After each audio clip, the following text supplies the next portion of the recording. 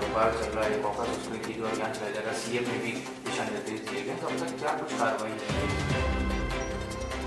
नशे की समस्या और उससे होने वाले युवा वर्ग को जो अपूर्णीय क्षति पहुंच रही है, उसकी महत्ता को देखते हुए और उस आवश्यकता को देखते हुए राज्य सरकार द्वारा इसके लिए विशेष व्यवस्थाएं की गई है। अभी कुछ दिनों पहले एंटी नारकोटिक्स टास्क फोर्स का गठन भी राज्य स्तर से किया गया है और इसमें जो हमारे रीजन पूरे उत्तर प्रदेश को 3 रीजन में बांटा गया है। मुख्यालय पे भी उससे भी इसका अनुश्रवण किया जाएगा। जो 3 हमारे क्षेत्र हैं उसमें जो विभिन्न जो हमारे अभी पुलिस के जोन हैं उसको उसमें विभाजित किया गया है और यहाँ गस्टेड ऑफिसर के द्वारा जो मादक पदार्थों का संचरण हो रहा है या मादक पदार्थों का उपयोग हो रहा है उसके उपयोग को रोकने के लिए विशेष प्रबंध किए गए हैं। शासन के द्वारा इस टास्क फोर्स का गठन इस महत्वपूर्ण सामाजिक मुद्दे को विशेष प्राथमिकता देते हुए कराया गया है और इसमें अधिकारियों की नियुक्तियां भी शुरू हो गई हैं। आपने देखा होगा कि पिछले दिनों इस तरह के हुक्का बारों पे तथा नशीले पदार्थ बेचने वालों के विरुद्ध विशेष अभियान एक रात में चलाया गया था, जिसमें 5 करोड़ से भी अधिक की नशीले पदार्थ की बरामदगी हुई थी। इसके अतिरिक्त अवैध शराब के बारे में भी सरकार का उतना ही जोर है कि इसकी बिक्री रोकी जाए और इससे जो राजस्व की क्षति हो रही है उसके साथ साथ अपमिश्रित या जहरीली शराब पीने से जो जनहानि हो रही है उससे भी बचा जा सके। इसके लिए तथा मादक द्रव्यों के ट्रांसपोर्टेशन के संबंध में जो विभिन्न बॉर्डर्स हैं, जैसे कि हमारे हरियाणा बॉर्डर है, दिल्ली बॉर्डर है, नेपाल बॉर्डर है, बिहार का बॉर्डर है, झारखंड का बॉर्डर है और मध्य प्रदेश का बॉर्डर है, राजस्थान का बॉर्डर है। इन सभी जगहों पे भी जो टास्क फोर्स के अतिरिक्त जो स्थानीय पुलिस है उसको विशेष सतर्कता बरतने के निर्देश दिए गए हैं। ये भी सुनिश्चित कराया जा रहा है कि इन रास्तों से गोवंश का भी तस्करी रोकी जाए।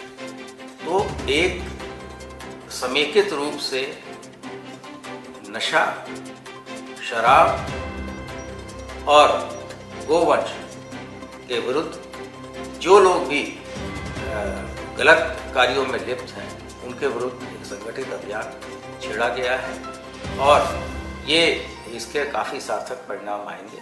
इसके साथ साथ जो भी व्यक्ति हमारे अपने विभाग का भी इन चीज़ों में संलिप्त पाया जाएगा उसके विरुद्ध भी कठोर कार्रवाई अमल में लाई जाएगी। टास्क फोर्स का गठन किया गया, एंटी नारकोटिक टास्क फोर्स, इसका नोडल किसको बनाया जाएगा और क्या हर जिले के हिसाब से इसके नोडल भी तय किए जाएंगे या जोन के हिसाब से रहेगा?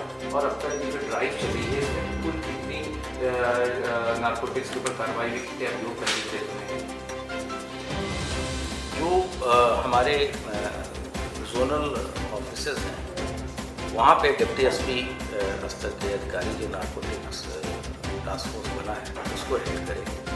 उसके लिए जनशक्ति भी स्वीकृत शासन से हुई है। फिलहाल अभी बाराबंकी और गाजीपुर में 2 थाने इस्टेब्लिश किए गए हैं। इसके अतिरिक्त मुख्यालय स्तर पे इसको एक आईजी स्तर के अधिकारी इस चीज़ों को लीड करेंगे।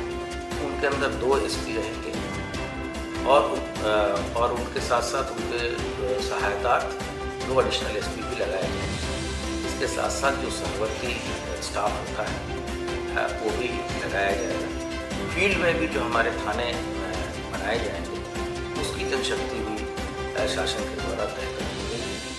तो इसमें शासन की जो प्राथमिकताएं हैं उसको देखते हुए मादक द्रव्यों के तस्करी में या जो गलत तरीके से इसका संचरण करा रहे हैं, तो जो भी लिप्त है उनके विरुद्ध हम लोग कठोर कार्रवाई करेंगे। कितने अभियोग पंजीकृत में कितने लोगों को जेल भी जा अभी जो 2 दिनों में लगभग 720 अभियोग पंजीकृत हो गए हैं और इसमें इस दौरान लगभग 800 लोगों की गिरफ्तारी की गई है।